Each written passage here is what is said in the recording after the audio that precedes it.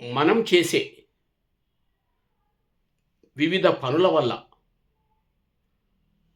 2 రకాలుగా మన ఖాతాల్లో అంటే అకౌంట్‌లో జమవుతాయి. మార్కుల్లాగానే. ఎలా అంటే అది ఒకటి మనం చేసే పనుల్లో మంచి పనులుంటే అది పుణ్యం అనే ఖాతాలోకెళ్ళిపోతుంది.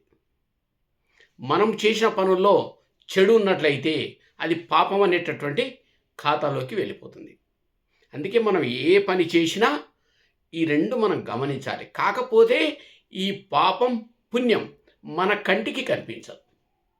కాకపోతే అది మన మనస్సాక్షికి తెలుసు. బయటి కండ్లకు కనిపించదేమో కానీ మన మనస్సాక్షికి మనం చేసింది తప్పు చేస్తున్నామా, మంచి చేస్తున్నామా అనేది తప్పనిసరిగా తెలిసిపోతుంది. కాబట్టి మనము ఎట్టి పరిస్థితుల్లో తప్పులు చేయొద్దు. ఒకరిని అవహేళన చేయొద్దు. అంటే ఇన్సల్ట్ చేయొద్దు. మనకు ఈగోలు అవసరం లేదు. ఎవరిని ఇబ్బందులకు గురి చేయొద్దు. ఆ విధంగా ఉంటే మనకేమవుతుంది, మనం చేసే అనేకమైనటువంటి తప్పులు చేస్తూ ఉంటే ఈ పాపం అనే ఖాతాలో బాగా పాయింట్స్ పెరిగిపోయి దానికి కొంతకాలం తర్వాత వడ్డీతో సహా మూల్యం చెల్లించుకోక తప్పదు మనకు. అంటే ఏదో ఒకటి జరిగిపోతూ ఉంటుంది.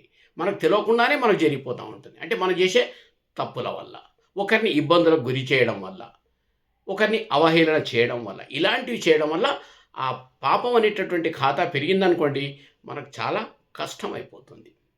అదే మంచి పనులు చేసి అందరితో కలిసిమెలిసి మంచిగా ఉంటూ మంచి పనులు చేసి ఒక నమ్మకాన్ని అందరిలో కలిగించినట్లయితే అప్పుడు పుణ్యం అనే ఖాతాలోకి వెళ్ళిపోతాయి.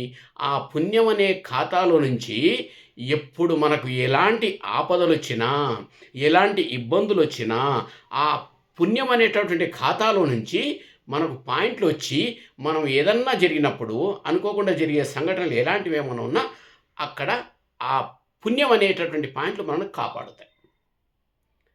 అది ఏ రూపంలోనో రావచ్చు. అందుకే మంచి చేసింది ఎవరు చూడరు, లేకుంటే చెడు చేసింది ఎవరు చూడరు అనేది కాదు మన ముఖ్యం.